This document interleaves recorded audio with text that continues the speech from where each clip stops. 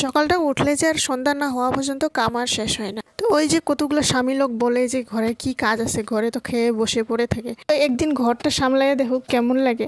কারণ স্বামীর কাম আমরাও করতে পাবো না, স্ত্রীর কাজও ঘরের কাজও স্বামীও করতে পাবো না।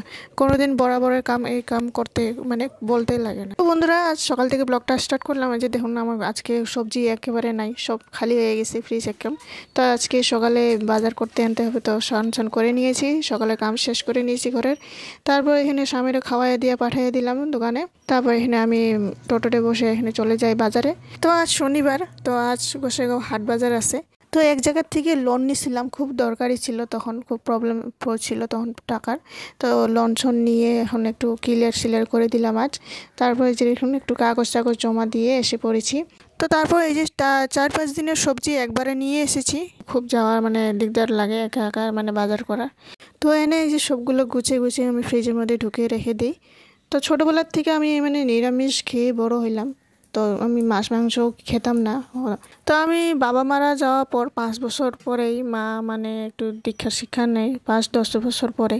তো তখন থেকে মানে গোবিন্দর নাম নিছিল, তখন থেকে না খাওয়া বন্ধ করে দিছে, তখন থেকে আমরাও খাই না।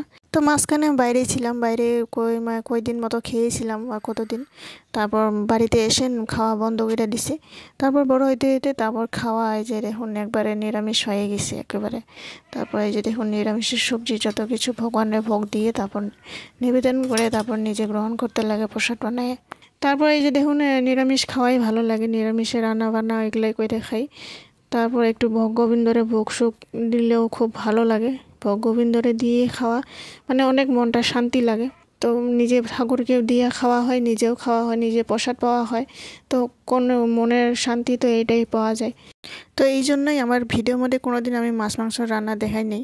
তো আমি খেতাম না কই, এই জন্য দেই না আমি। তো এই যে দেখুন এই যে আজ করলাম একটু মাটি কলার ডাল করেছি। তারপর এই যে দেখুন একটু ব্রকলি একটু আলু সবজি করব।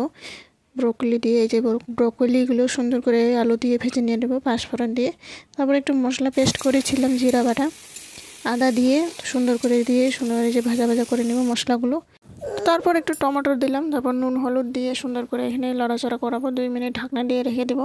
তো একটু মাশরুম ছিল, যে মাশরুমগুলো সুন্দর করে ছোটো করে টুকরো করে দিয়ে সুন্দর করে মিলাই নেব।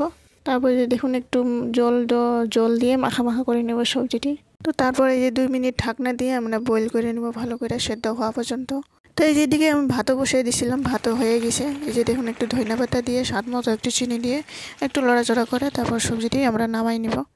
তারপর এই যে দেখুন একটু চাটনি করবো, একটু পাঁচফোড়ন দিলাম তেলের মধ্যে। আজকাল টমেটোর দামও খুব কম। তো এখন কেজি হয়েছে 10 টাকা করে কেজি এখন টমেটো, এখানে আমাদের সামনেই বাজারেই। তো আজ একটু টমেটোর চাটনি করবো ভাবলাম। তো এই যে দেখুন একটু ওই যে সুন্দর করে পাঁচফোড়ন দিয়ে টমেটোগুলো সুন্দর করে একটু কেটে দিলাম, কেটে ভাজা করাবো নুন হলুদ দিয়ে সুন্দর করে। তারপর একটু চিনি দিয়ে সুন্দর করে একটু মিষ্টি করে ঝাল করে তো সামান্য একটু জল দিয়ে উতলাইয়ে নিলাম। রান্নাবান্না হয়ে যাওয়ার পর গ্যাস পরিষ্কার করে নিই। তো বন্ধুরা, ভিডিওটি ভালো লাগলে অবশ্যই লাইক করে দিয়ে যাবেন। তো আশা করি নেক্সট ভিডিওতে দেখা হবে। আজকের জন্য টাটা, বাই বাই।